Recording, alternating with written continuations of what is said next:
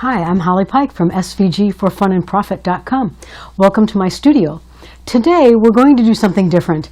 I'm not going to do something for Cricut, Silhouette, or Cameo, or Scan and Cut. I'm going to do more of a crafting thing.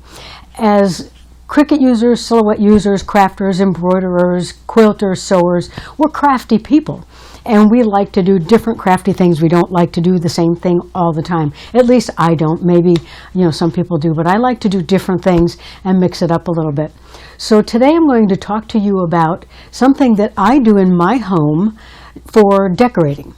I painted my home, we painted our home a while ago with a burgundy and teal. And I'm accessorizing the home with various things. And it has a wine theme.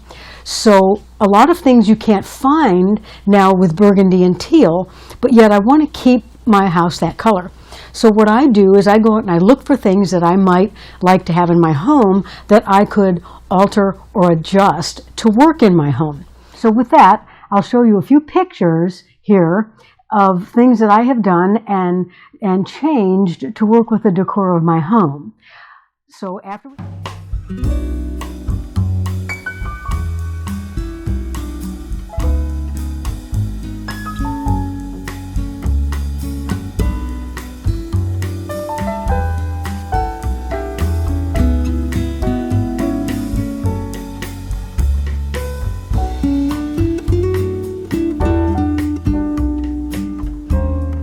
Okay, I'm back. You saw the pictures and you have a kind of an idea of what I'm going to do.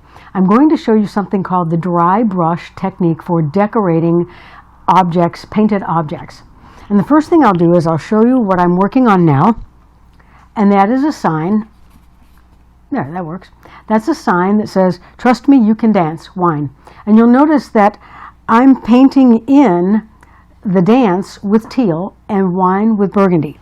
Once I finish that, I'll just put little touches of polyurethane on the letters so that they stand out.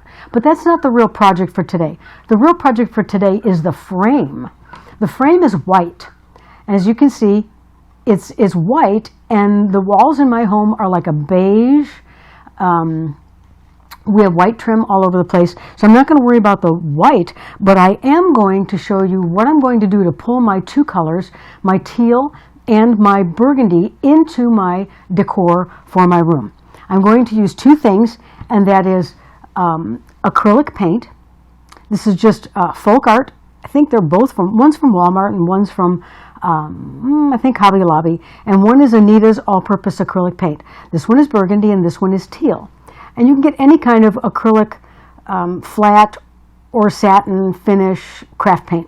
Anything will work. They come in little bottles or big bottles. And so what I did was I put some on a plate, and you'll notice here's my teal and here's my burgundy. So I'll set my plate over here so you can see it. I have some blank paper here, and I'll show you in a minute what I'm going to use that for. The next thing I have is paint brushes. I have various paint brushes. A really big one, I probably won't use this one because my object is kind of small, but you can use a big paintbrush like that. Then I have two different sizes. This is like a stenciling brush. It's stiffer. Not sure I'll use that, but I'm going to start with these two over here. And one is bigger and one is smaller. So obviously you're going to get more paint with the big one than you are with the small one. So I'm just going to start with the big one and dip my brush in the paint. And then wipe off as much as I can. And now I'm just going to get it so that there's just a hint of color on my brush. You can see I'm just wiping that all off so that it gets almost dry. You can see how here it's getting lighter and lighter. And when it gets to where it's really light, about like that, now I'm ready to go. Now I'll go to my frame and I'll just very lightly start to put a little bit of color, just a little bit, into this frame.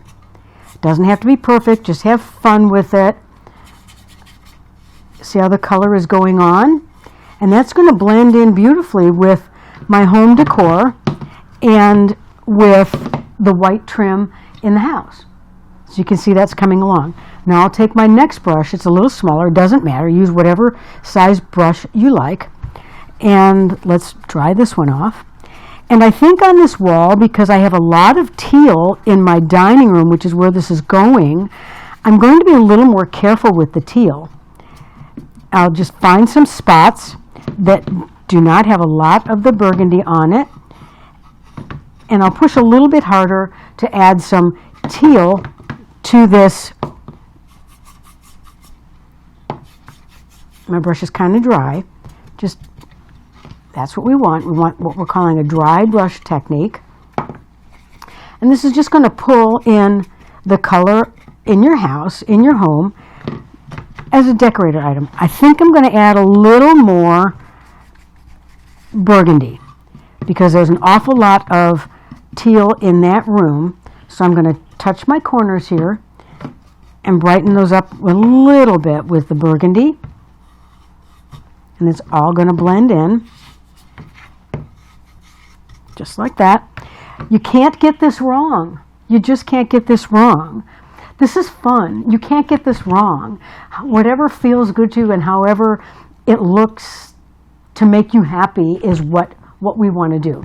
Okay, so back here, now I've got my picture frame, or the picture, and when I'm finished with all of the painting on here to pull my colors in, I'll just put this in, and then you can see that now my picture frame is going to blend and work with the decor in my house. It looks a little bit better in person, but it's just so simple, and you can pull some color in to your plain things. This is just a Wal-Mart sign, and I could do this.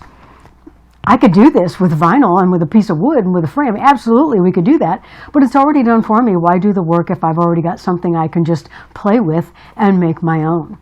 I hope you enjoyed the video. It's just a little something different, and maybe you can find some good uses for this technique in your own home or in your workplace or your business. Thanks for joining me. Again, my name is Holly Pike with svgforfunandprofit.com. Please join me on my website and my blog and my Facebook page, SVG for Fun and Profit Facebook group.